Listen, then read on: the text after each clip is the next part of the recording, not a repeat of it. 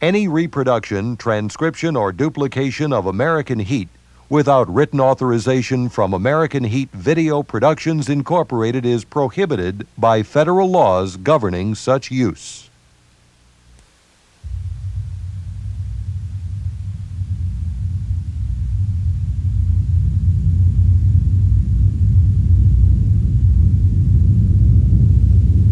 This month on American Heat. Oh my God. Oh my God.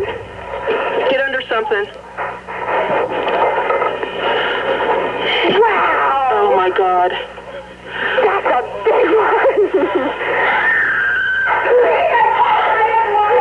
Is everybody okay there? The only thing I knew was having the station started to roll. I looked forward and I saw the engine and the rescue squad rocking back and forth. And I said, this is the big one.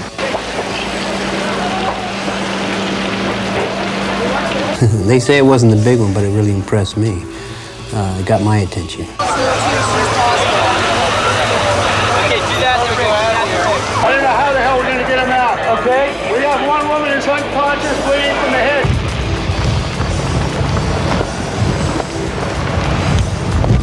head. Every road, major road to the east was lost. Highway 9, Highway 17, Highway 152, Highway 129 were all lost immediately after the incident.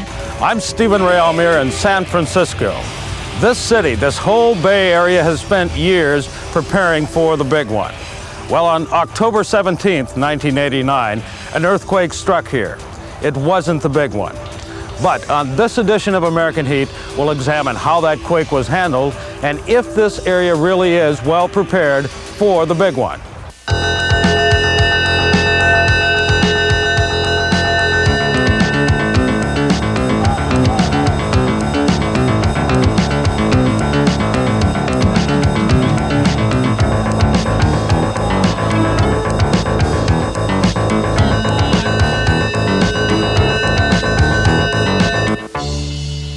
In California, it's never a matter of if, it's only when will the next earthquake strike, and will it be the big one? Hello, welcome to American Heat. I'm Ron Barber. And I'm Don Marsh. Of course, where is the other part of that question? We are devoting this edition of American Heat to that monster that struck the Bay Area in and around San Francisco and Oakland. But we'll also show you other areas that face the danger of earthquakes, areas not nearly as well prepared as California. In addition to planning, we'll also see how water supply, firefighting skills, heavy rescue, determination, and just plain bravery fit into this earthquake response. Sure, it was a disaster affecting a huge area, but individual skills played a major role in handling it. It will also give us a good look at a cross-section of fire departments and rescue teams, from big cities along the bay to the partially paid and volunteer departments serving mountain communities. All had their hands full. Don, let's begin with an overview of what caused all of this in the first place. It wasn't the big one, but it was a major earthquake. An earthquake occurs when a large amount of energy is stored along a fault and then suddenly released. In places where there are faults, some places the faults will slip very slowly without generating earthquakes. This is called aseismic slip. But in other places, the fault might be locked, and in these places, strain will be building up, and it'll continue to be built up for maybe decades or hundreds of years, but eventually we'll reach a point when something has to give, and that's when the earthquake occurs. This quake occurred along the San Andreas Fault. The epicenter was located just east of Santa Cruz, and the most severe damage took place 60 miles to the north in the Bay Area. The devastation caused by earthquakes has a lot to do with where the epicenter is located, the duration of the quake, and the type of soil a region is built upon. More on that later. The bulletin came first from San Francisco, where millions of eyes were trained on baseball's World Series. And that's where producer Stephen Ray Almere picks up our journey.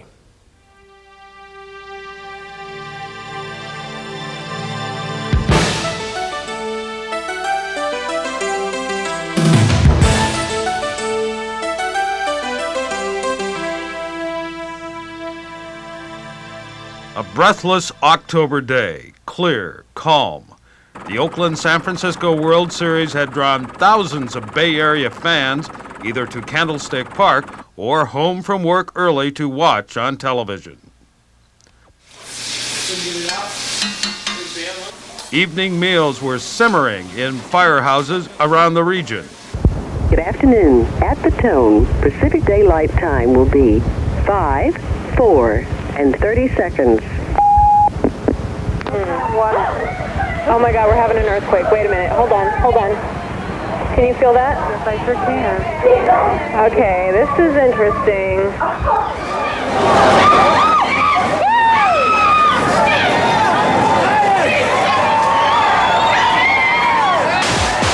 Therefore, the game will be postponed. It would more than interrupt America's pastime. It would interrupt normal life in this region. Soon came word of a collapse on the Oakland side of the Bay Bridge. 911 emergency. Yes, have you gotten word about the Bay Bridge? What about the Bay Bridge? What's wrong with it? The upper deck appears to have collapsed during that earthquake. Hold on a second. They sent us down here, surprisingly, in the wrong direction. There's another car. Gosh! Then a massive collapse of Oakland's Interstate 880. It would be some time before destruction to the south and into the mountains became known. In San Francisco, fire in the Marina District became the focus of attention. Although there were more than 20 other smaller fires, thousands of gas leaks, people stuck in elevators and struck by flying debris, and building collapses.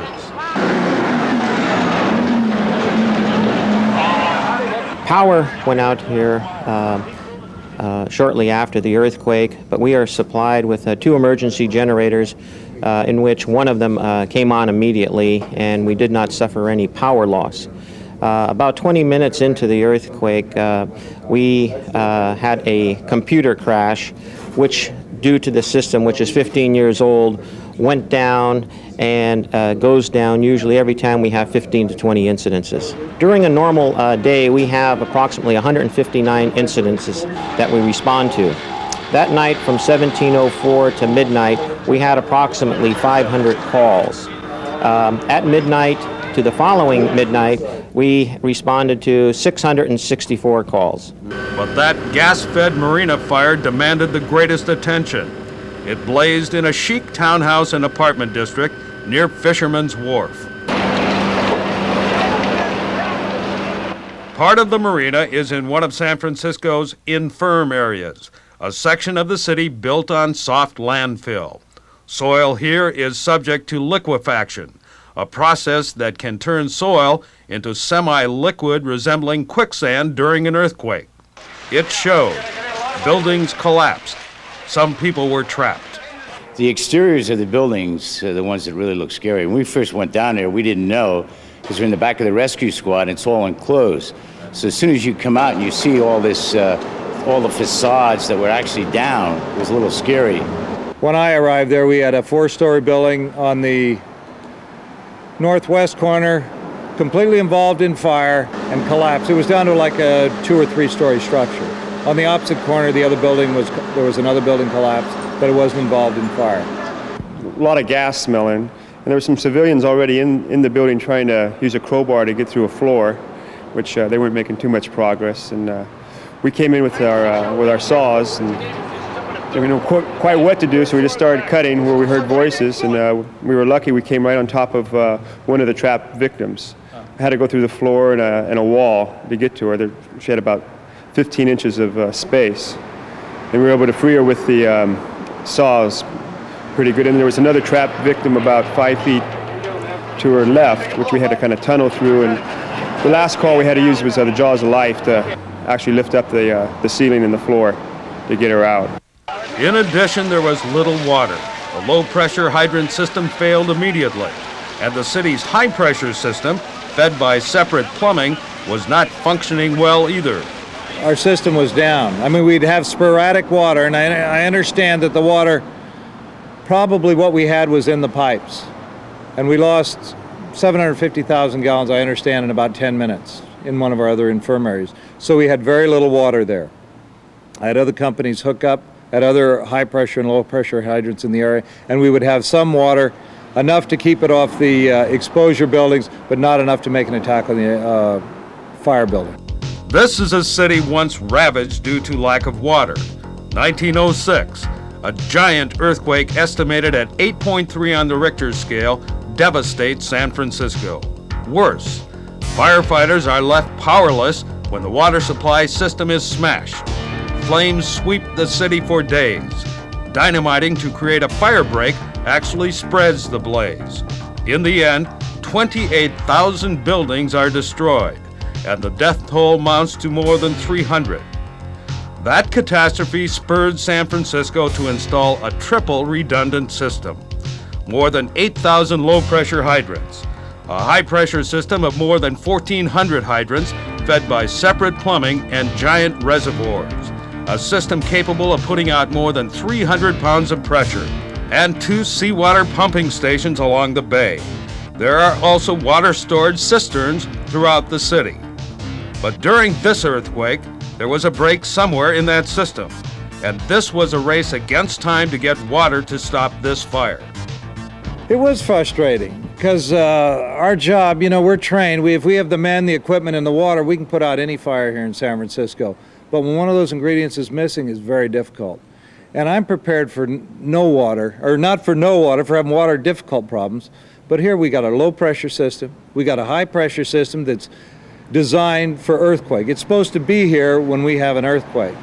And then we have cisterns located throughout the city that were put in after 1906, that they're designed for earthquake.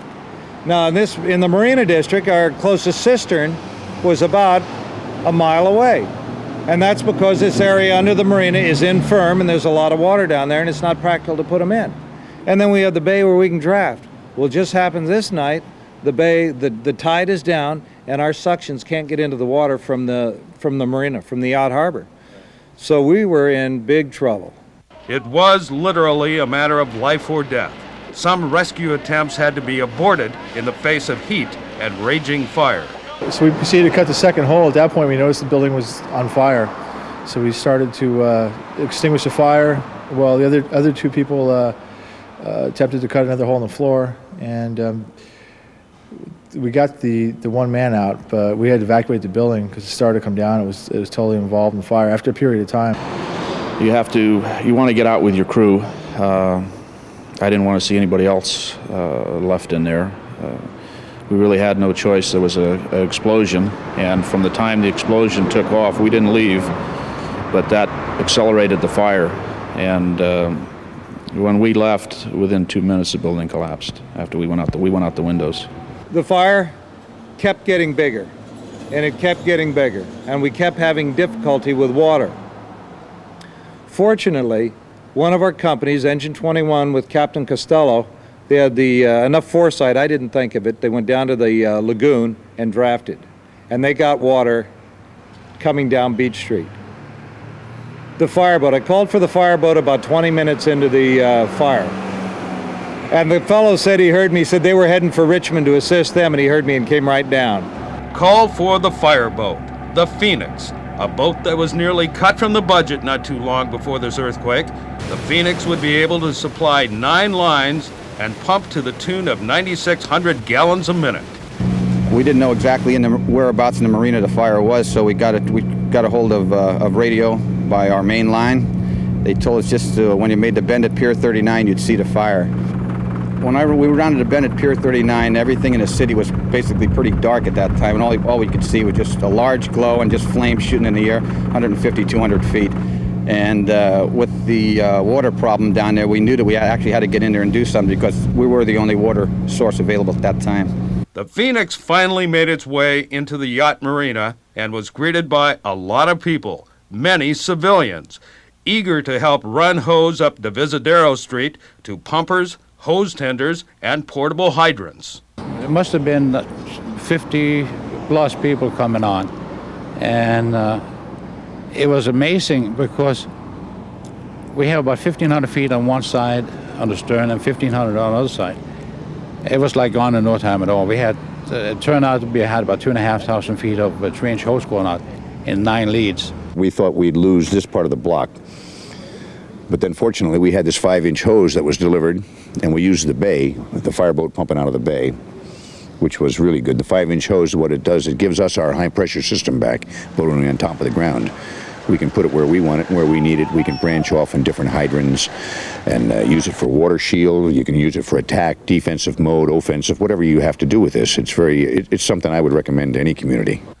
Here's a look at the system, which utilizes portable hydrants, large diameter hose, and Gleason valves to reduce pressure. You may pump into this. The 5-inch line comes here, and you can continue on with your supply there. And we have the 3.5-inch gated outlets on the side that we can attach our Gleason valves to and go to work with the 3-inch handheld lines. Those 3-inch lines can also be widened down to 1.5 inches in order to go to work in smaller areas. It also has the capability with an increaser here to branch the 5-inch line, and it has a gated control. So now you can grid an area and provide water from one main, branch it off 90 degrees, and go in another direction. This is a Gleason valve designed exclusively for use with the high pressure system, auxiliary water supply system in San Francisco. I believe these were manufactured or first invented after the earthquake and fire in 1906, and it was thought at that time, and correctly so, that an auxiliary water supply system was needed as a backup to the domestic or low pressure system most of you know as the normal fire hydrants in your towns. We have two separate systems. One is the low pressure domestic supply, and the other is the high pressure system. There is no other use for the high pressure system other than firefighting operations. A Gleason valve is a pressure reducing valve. It is akin to a transformer in electricity, where you take 120 volts of house current and you put a transformer on it and charge it down, reduce it down to doorbell voltage. Once they got the water, San Francisco firefighters made the stop. The fire here, it dictated our strategy for us. The priority list to me was to save what was unburnt. Fortunately, there was a wonderful conditions. There was no wind blowing in any direction, so I had the option of surrounding the fire, putting a water curtain on all the buildings, and stopping the exposure. While I was doing this, there was many firefighters and civilians that were helping us take the 5-inch hose towards the fireboat. When we got it lined up and put the hydrants where we wanted it, branched it up Beach Street, out on Jefferson Street, I laddered the buildings on Divisadero Street on the east side, because sparks started to go from this fire, and they were shooting up on the roof. So we took lines up there to make sure that we didn't have another fire going behind us. I ordered all the companies to get the gas key off the apparatus and start closing down the valves on the street, starting close in and working their way out to about an 8-block area, so that we didn't have no surprise explosions. Once this was done, the lines were laid from the fireboat, and we just started setting the monitors on the heart of this fire here, and took handheld lines into the standing buildings to the roofs, and we stopped the fire here by 2 buildings short of where I'd stop it. I gave up already, because I thought those buildings were going to be demolished when I looked at them. But what we did do is confine it to one area, not the whole thing, and that, I would say, is the fireboat with its 9,600 gallon per minute capacity, the 5-inch hose with its volume and the pressure you can take off it. Fantastic piece of equipment. This was a fortunate lead that we had.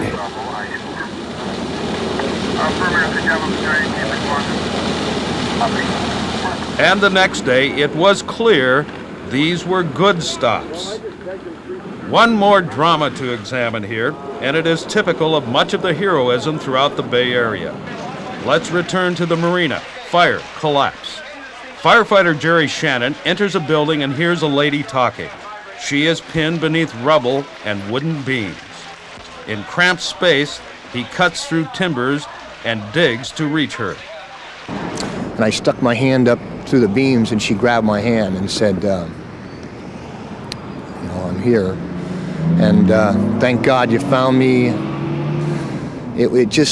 She was happy that someone was in there with her. I gave her my flashlight. I had to take my helmet and coat off when I first got past the joist, there wasn't enough room for me to crawl in under the beam with my helmet and coat on. So I took those off and I put my coat over her to keep the plaster and stuff that was coming down on us now off her face and off her body.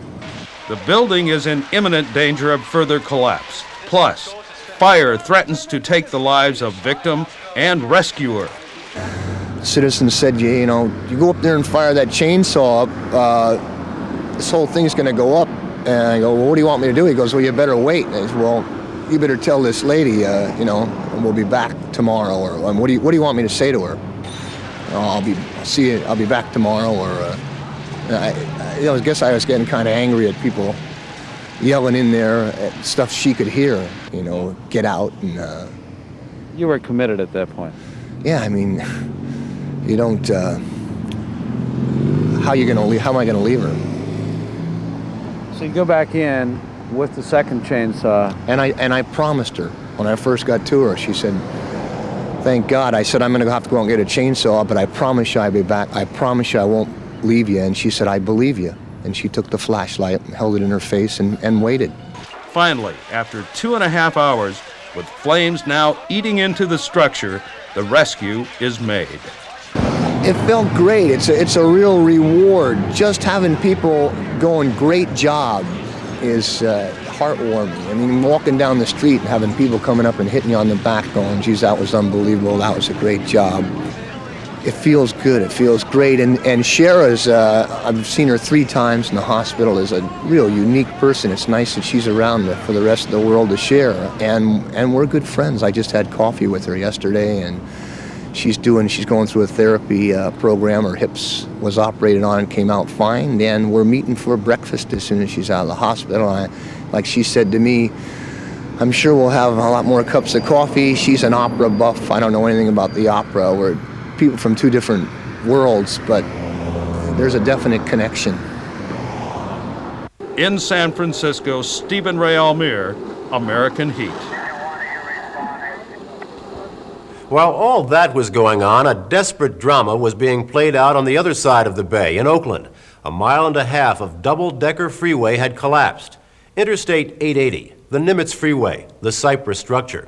Whatever you choose to call it, it became a massive morgue. Interstate 880, the Nimitz Freeway at Cypress Street. One look, and people in Oakland knew this collapse could produce hundreds of deaths. For more than a mile, the top section of the freeway, tons and tons of concrete, had collapsed on the bottom section. And at 5:04 on a Tuesday afternoon, this freeway is normally bumper to bumper. Again, perhaps because of the late afternoon Oakland-San Francisco World Series game, traffic was lighter. First arriving fire, rescue, and EMS responders found pandemonium.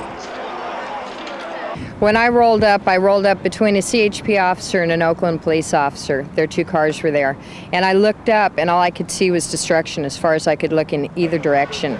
And I looked up and said, oh man, this is big. And I got on the radio, and I immediately told them that the freeway was down as far as I could see, and it was collapsed, and send me.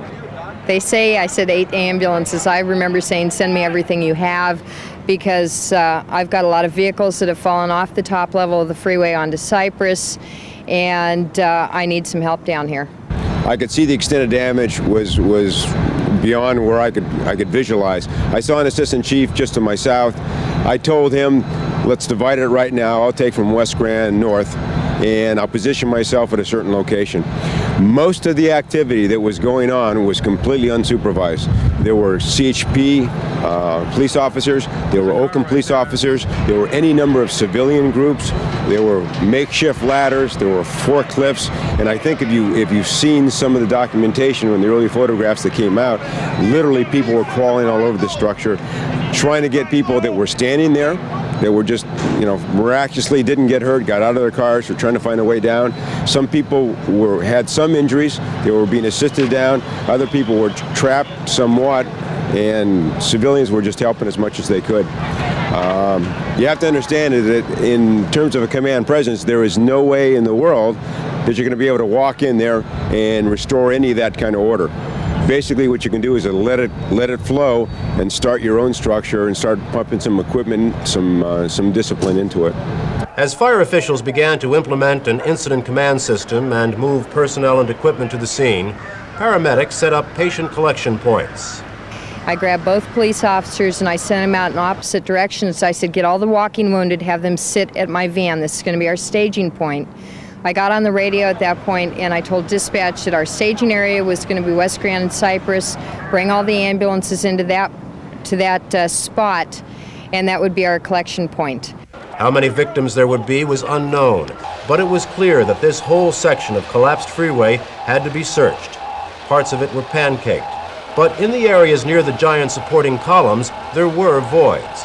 We had, by that evening, everybody out of the structure that we could have got to quickly, and that's talking about rescues that were as involved as a 6-hour rescue. By that evening, then we had to start concentrating on those areas that were voids, that were in rubble, that were in unsecured portions of the structure that had to be supported from underneath, that strategically and tactically would need a lot of support and a lot of heavy equipment, a lot of specialized people. So I'd say, we started our operations probably 5:45 or so. By about midnight that night, we were starting to look at investigating voids with search dogs and those other kinds of things. To give you a better idea of what rescuers in Oakland were facing, we'd like to jump ahead in time by about 30 hours.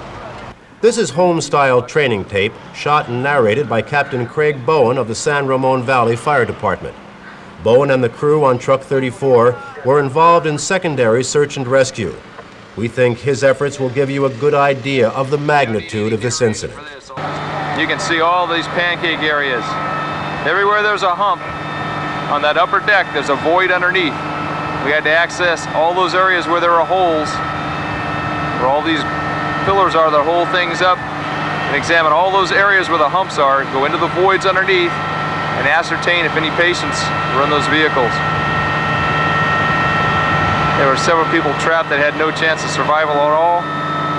Many of the people who were under there in areas like this that looked like there was no survival possible made it if the vehicles were near these pillars. You can see how that part's severed from the main freeway. This main freeway, top and bottom slabs were hollow.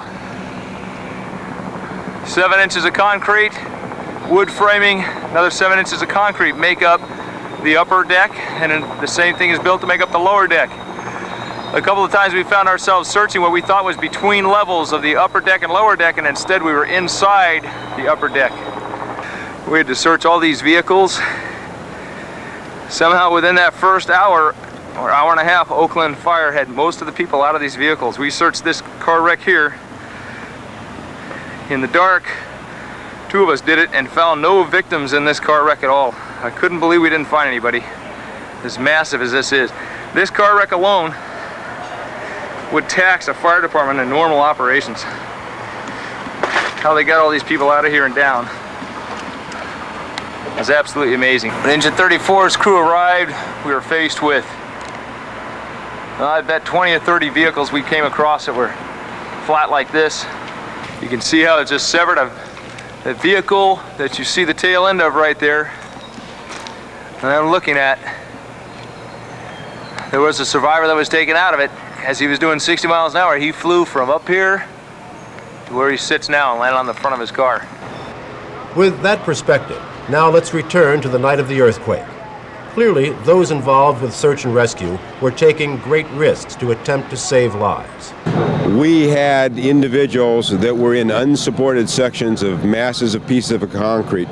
They were laying on their side, cutting with hacksaw blades and any small piece of equipment to get live individuals out of cars. They were in those situations for 2 or 3 hours sometimes. They were in gasoline running underneath them. If those individuals had not taken the risk that they had taken, that one woman for sure would have died. There was no way they were going to get out. If I would have ran the drill, the safety drill, and said, these are the kinds of things that you should be doing, there's no question in my mind that she probably would not have made it. Basically, what Oakland firefighters did and mutual aid companies did is they committed themselves to an operation in the first few hours that are above and beyond the standard safety protocols. We had a number of crews in various precarious positions because they decided that that's what they were going to do. Perhaps the most heralded rescue came 3.5 days after the earthquake. Certainly, few people expected to find anyone else alive, but this heavy rescue crew, part of a state strike force called to the scene, would remove a man named Buck Helm from the collapsed freeway. We could see Mr. Helm very, very well, and that he was moving. I spoke to him and asked him what his name was to see if I could get some response, and surprisingly he said, "My name is Buck." Actually just said Buck. And looking into the car, which was crushed down to about the window line of the door, and the lower pan was against the freeway itself, I could see enough of the victim to tell that he was not trapped by the vehicle itself. He wasn't trapped by the steering wheel or any portion of the interior. It was just the door was jammed between these two freeways. So it was relatively simple extrication. Pop the door open, support the victim, slide him out onto a backboard, secure him, and take him out the way we came in. That one last rescue made from the cypress structure was exhilarating to the public and to rescuers. A month later, however, Buck Helm would die of respiratory failure. His death would bring to 42 the toll from this collapse. But here in Oakland, there is great pride in knowing a supreme effort was made and lives were saved. I know this tape will probably be seen in a number of firehouses, and I guess the only thing I'd like to add is maybe a personal note. I never envisioned being a firefighter. I needed a job when I was 19 years old and became one. I've never been so proud in my life as to be associated with the kind of people that did the rescues. I mean, my job by comparison was easy because I stood outside and wrote on the deck lid of my car. Those firefighters that responded, both Oakland and others, the rescuers from outside, there were special technicians, the construction people and the Caltrans people did an unbelievable job. San Francisco, Oakland. Now let's move away from the urban areas to the south, to the rugged foothills and mountainous rural areas nearer the epicenter. The lesson of learning to become self-sufficient becomes clear. Sam Chu Lin lives in that region and unravels the different types of problems fire, rescue, and EMS providers faced there. The epicenter of the quake was located in the Santa Cruz Mountains and spread outward like a boulder being tossed into a tub full of water. We lost all communications to the east. Every road, major road to the east was lost. Highway 9, Highway 17, Highway 152, Highway 129 were all lost immediately after the incident. Our only access into this county was south. The quake caused major landslides on Highway 17, cutting off San Jose, the state's third largest city, from Santa Cruz. The seaside town's Pacific Guard Mall was devastated. The quake claimed 3 lives here. Watsonville's business district looked like someone had taken a wrecking ball to it. The town's 86-year-old St. Patrick's Cathedral was almost left in ruins. Hundreds of homes were knocked off their foundations, many beyond repair. 1,200 people moved to tent cities. The town's only hospital was left in shambles. Watsonville's emergency phone lines were silenced minutes after the quake. The town's fire department battled blazes and answered emergencies without outside help for the first 16 hours. In the first 12 hours, we had 15 fires and 8 hazardous materials leaks, hundreds of gas main and building collapses, and many medical aid calls. But they focused in on the priorities, they kept their cool, and we brought the city back under control within 6 to 8 hours. To the east, in the small farming community of Hollister in San Benito County, there were similar stories happening. 93 businesses and 172 homes were destroyed. Further north, at the foot of the Santa Cruz Mountains, firefighters and EMS personnel were called out to answer emergencies in Los Gatos, the hardest-hit community in Santa Clara County and Silicon Valley. Most of the homes lost in Santa Clara County were in the mountains. It was often difficult for county and CDF firefighters to get to many of the homes. And there were many other problems. We had just about every piece of equipment that was within our district out and responding to alarms within probably 10 minutes of the earthquake. At that point, because we do have such an integrated mutual aid program, mutual aid system, I began to request localized engine companies from within our mutual aid network, I was immediately told that no local engine companies would be available. And that was real hard for me to deal with. I was taken back initially because I'm real used to, in working multiple alarm assignments and multiple alarms within the district, I'm used to that mutual aid network working and having additional outside engine companies come that are from neighboring jurisdictions. Santa Cruz firefighters rushed to the Pacific Garden Mall and found they had their hands full. At least 11 businesses had been destroyed. Fires had broken out in residential areas. It was a question of priority as to where to dispatch people.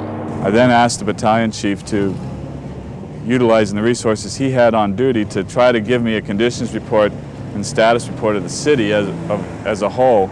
Any smoke columns that could be showing from the distance, any immediate life-threatening rescue problems that we had, and report to me at our Emergency Operations Center, pre-designated to be Fire Station number 2 on the east side of Santa Cruz.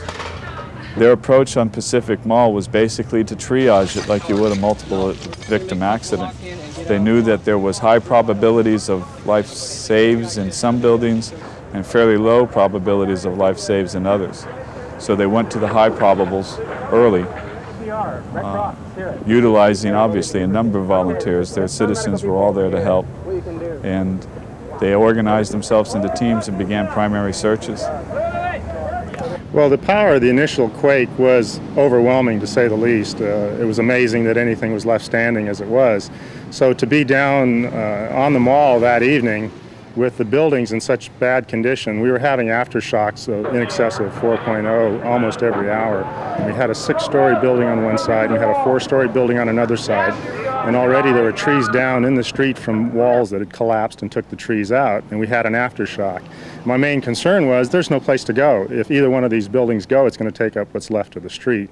And it was dark and spooky and that sort of thing. So it weighed heavy. What kept you going? It was my job. That's what kept me going. I mean, that's what I was there for, to conduct the search and see if anybody else was there.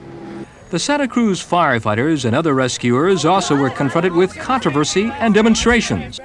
20-year-old Robin Ortiz was in a coffee shop in the mall when the quake hit. Her friends felt she was still alive and urged rescue workers to continue working through the night. Don't stop digging! Don't stop digging! Don't stop digging! Don't stop digging! Don't stop digging! We conferred over it a number of times and then made the decision, and ultimately the fire chief's decision, on whether to continue or stop. And my decision was to stop the operation. Obviously, being friends and acquaintances with the lady inside, the crowd was not very pleased about that. Fortunately, I was able to quickly enlist the aid of a engineer and building official to help me confirm some of my thoughts about the integrity of the surrounding buildings.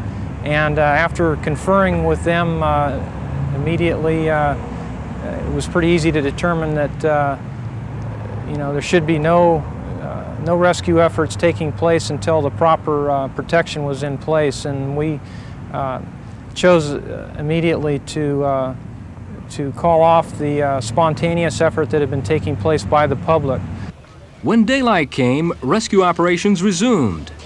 They knew what they were doing. They knew the problems that they were going to encounter the following day, and they were not looking forward to it. But being professionals, both paid and volunteer, but professionals, they went out and they did their job. And in fact, eventually had a body recovery. It is the body of 22-year-old Robin Ortiz. She did not suffer. You need to know that. She would have been killed instantly. One of the more stressful things for me was hearing from my fellow firefighters the blunt or the blow they were taking from some of the public people. The people that were walking by our fire station, walking by our operations centers, making chicken noises or getting phone calls from people, stating, why weren't we there? Why weren't we doing our job? And, it was stressful for me to hear that, what my firefighters were having to take. And, it's just a matter of those public people had to be educated about, how we operate and how the fire service operates when we consider life safety as number one. Like their colleagues in San Francisco and Oakland, it's been quite an emotional trip for many of the firefighters here, and debriefings have played an important role in helping them to return to a normal routine and lifestyle. During this emergency, the status of loved ones was very important. Not only were station houses damaged or destroyed, the homes of firefighters suffered the same fate. All the departments we talked with emphasized the importance of finding out that information as soon as possible and letting those in the field know promptly. The incident command system also performed well. The organization remained intact while plans were adapted to meet the needs of the occasion. We recognized in our two-county administrative area for our jurisdiction that it was a major incident and that the system was being overtaxed. What we did within ICS was we broke our geographical area into branches, and the emergency dispatch center gave the emergencies to each branch, and the branch operated under its own within itself and utilized all its resources within that branch and coordinated those resources within that branch in that specific geography. And in our department, it was either 1 or 2 battalions became a branch, and they handled all their emergencies, and if they needed additional resources, then they went back through the command system to our dispatch center and requested those resources. California also has a central disaster relief organization. If a community like the San Francisco Bay or Los Angeles area is hit with a quake and requests help, the organization mobilizes the necessary people and equipment from around the state and sends them there. Many of the communities in this area have mutual aid pacts with other departments, but in an earthquake, they've discovered they may have to stand alone. Basically, it's just a matter of having resources available. Where in the situation we had, all our neighboring resources, which we normally call upon, and the neighboring jurisdictions normally call upon us, everybody was so busy with their own incidences, we could not get our resources in here quick enough. Those in command have discovered during a quake, not everything goes as anticipated. That corrections or adaptations now have to be made. Many of the firefighters and emergency personnel are still analyzing their response to the quake. Like many departments elsewhere, they have limited budgets, staff, and equipment. And they've concluded more planning is needed, more rehearsals, and they must make better use of volunteers. They know that they may have to answer emergencies alone the next time, if and when the big quake comes. In Santa Cruz County, this is Sam Chulin reporting for American Heat. Lessons learned? Well, American Heat consultant Battalion Chief Ken Hines will be here shortly to discuss those. But there are probably more relevant lessons than some people realize. That's because there are earthquake danger zones worldwide. And in the United States, outside California, there are faults that could produce massive destruction. There are more than 20,000 earthquakes in California every year, more than 1 million worldwide. In the last decade, we've seen major damage in Southern California, Mexico City, Central America, Soviet Armenia, and the San Francisco Bay Area. Dollar losses total in the billions, and lives lost are in the thousands. There are many ways to prepare for the next one, wherever it is. Before we discuss that, let's answer a very basic question. What exactly is an earthquake? We know from an earlier discussion that it takes a fault to have an earthquake. The two sides of the fault want to move in opposite directions, and eventually they do. There are 2 basic types of faults: plate boundary faults and intraplacial faults. The plate boundary fault divides large sections of the Earth's crust. The San Andreas Fault, for example, divides the Pacific Plate with the North American Plate. Major faults are also found in the middle of these plates. These are intraplacial faults. The Earth is full of placial and intraplacial faults. There is almost nowhere in the world one can go to escape the threat of earthquakes. In the United States, an earthquake east of the Rocky Mountains will have a far more reaching effect than an earthquake west of the Rockies. In the eastern United States, including the central and eastern United States, the seismic waves propagate a lot more efficiently and aren't attenuated very fast. compared to those in California. And even as we go further and further west, the waves attenuate faster and faster the further west we go. For this reason, a different scale was devised, called the Modified Mercalli Intensities. 12 categories describing the effects of a quake from barely felt to complete and total devastation. In the San Francisco area, the differences in geology were very apparent. In the area nearest the epicenter, the Mercalli intensity was 8. The largest area surrounding the epicenter was intensity 7. But areas up to 60 miles away, namely the San Francisco Marina District and Oakland, experienced Mercalli intensity 9. A partial reason for this is due to the fact that both of these areas are built on infirm ground, landfill, or sand. When seismic waves enter this type of soil, the effects are magnified. Not only does the soil shake easier like liquid, but also shock waves entering are trapped between the surface and the hard rock below. When this occurs, many non-earthquake-proof buildings will topple. Many cities in this country where a very large percentage of the buildings are of a type of design that we know do very poorly in earthquakes. That, along with the fact that a city doesn't have to be on top of a fault to have damages. Mexico City in 1985, the millions of dollars worth of damage, the thousands of deaths in Mexico City, and there was a city that was 250 miles away from the epicenter of the earthquake that caused the damage. If we combine this phenomena with other information we have just discussed, it becomes evident that a large portion of North America needs to prepare for an earthquake.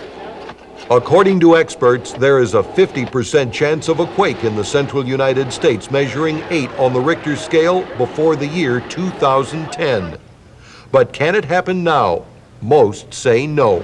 A more likely scenario is that there'll be a smaller earthquake, but one that will do less, but is still capable of damage, which might be a magnitude 6.2 or 6.3, something around there. And an earthquake of that magnitude could occur at any time. Pre-planning the worst-case scenario is essential, but even the best-laid plans must be continually refined and thought out. It's not just what do you have down on paper that says who's going to take care of which particular area after the event. You have to be concerned with what kinds of things need to be done ahead of time. You need to be concerned with whether the people know what to expect with a particular hazard, like an earthquake.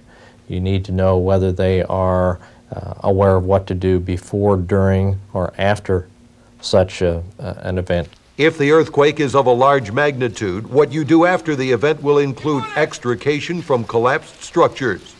A plan to have the gear necessary for this type of extrication is important. But some of the types of equipment that have come into play are really not necessarily suitable for earthquake hazard rescue. We heard in Soviet Armenia that people used mountaineering type of equipment for rescuing people from avalanches, and also certain military type equipment, but it didn't turn out to be totally satisfactory. Earthquake-resistant buildings can be a double-edged sword. If these structures exist in your area, be prepared to have the appropriate extrication tools needed to cut through the strengthened rubble should these buildings collapse.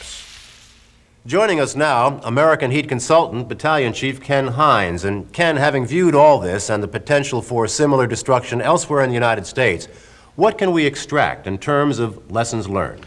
Don, there's some obvious lessons about getting prepared for major disasters, but there's also the reality that plans don't work without the efforts of individuals involved. First, about those plans. California has spent years planning for earthquake response, and statewide mutual aid adds strength. But some departments learn that no matter what, it's important to be self-sufficient. All departments we talked to said a good incident command system is a key to handling such a major incident. The advantages of ICS is that everybody's using the same terminology, everybody's familiar with the organizational structure, and when someone says that this person in this position, they understand that. Communications go much smoother.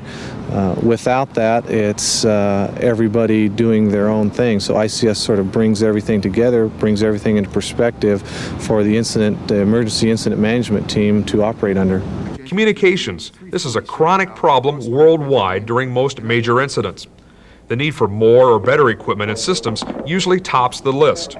The same was true here. In San Francisco, the need for better organization at the Communications Center was also noted.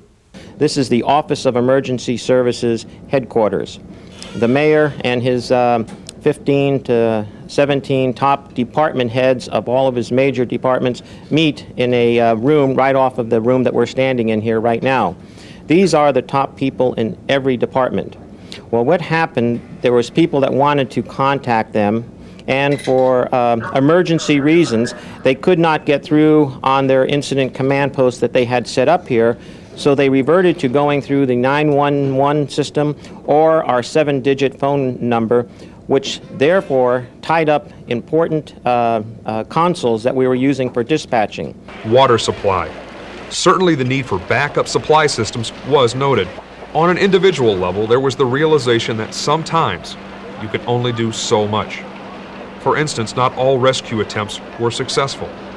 We are only human. You can only do so much, as a firefighter. So I'd say that do what you can do, and there's a time when you have to leave, or you've done all you can. You got to accept that. Critical incident stress debriefing was made available throughout the stricken area. That, say people here, is important. There were a great number of risks taken during rescue attempts.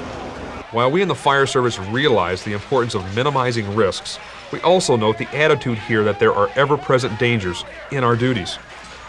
These are civilians. I mean, this is our job. If you thought about every time you went into a burning building, what could happen to you, you better get another occupation. And I don't mean that to sound like I don't think about it or that I'm a hero. That it's just, you can't let that stuff cloud what you've got to do. You got to just concentrate. And there was enough to keep me busy. And finally, people involved with earthquake preparedness here say it's time for more and better planning in construction and in response, because there will be more earthquakes. I look at this quake as not a test but a warning. I think we should listen to the scientific community.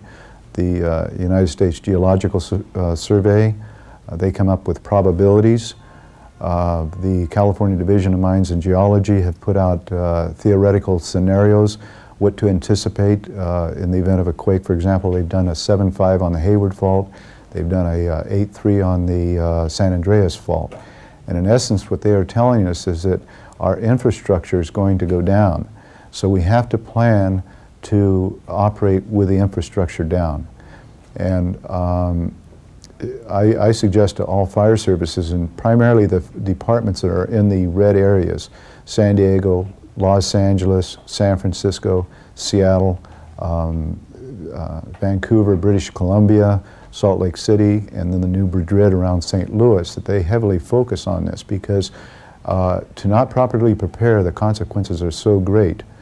80% of the damage that was caused in the 1906 quake was by fire.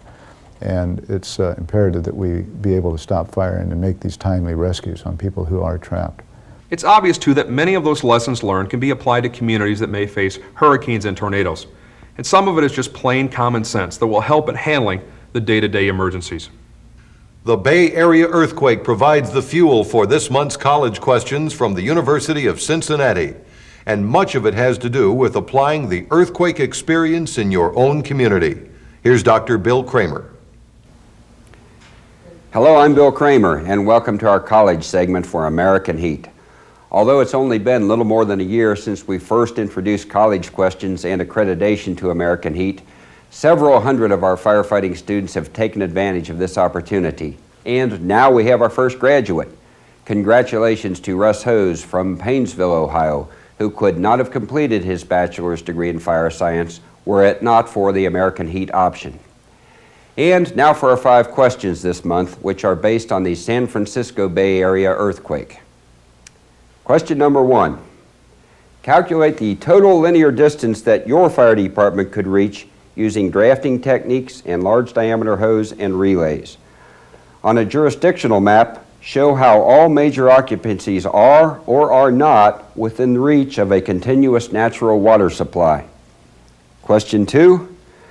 Compose a standard operating procedure for your fire department addressing the use of civilian volunteers. Include occasions when these volunteers would be A, prohibited, B, permitted, C, encouraged, and D, commandeered. Question 3.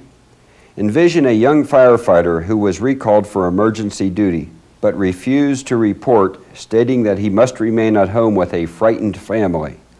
As a chief, what are your options? A, for this individual, and B, for future similar incidents. Question 4. Determine how close you are to a major earthquake fault zone and explain the inverse correlation between the probability of an earthquake and the building strength required by codes. What are the implications for your fire department? Final question, number 5. List the 3 major natural disasters most likely to strike your community. List all pre-planning topics which would be common to all 3 and those that would be separate for all 3. Show why and state whether most of your planning is generic or is incident specific. That concludes our questions this month. And for those students who wish to accelerate their studies, we will be using American Heat videos in our accelerated workshop program in the Florida Keys in February. Students who attend may receive accelerated college credit and learn how to document life experiences for portfolio credit, all of which can reduce radically the requirements for obtaining a bachelor's or associate degree in fire science. That concludes our program this month. Good luck with your responses. Well, that's our final report of the year. In fact, our final report of the decade. Bring on the 90s. Hear, hear. And to all of you in the American Heat family, we hope you have much happiness over the holidays, and we hope you have a very prosperous and, most importantly, a safe new year. Thanks for watching. Remember, stay alert because next time we may be watching you on American Heat. I left my heart in San Francisco, high on a hill. It calls to me to be where little cable cars climb halfway to the stars. The morning fog may chill the air. I don't care, my love waits there. In San Francisco, above the blue and windy sea. When I come home to you, Oakland, San Francisco, your golden sun will shine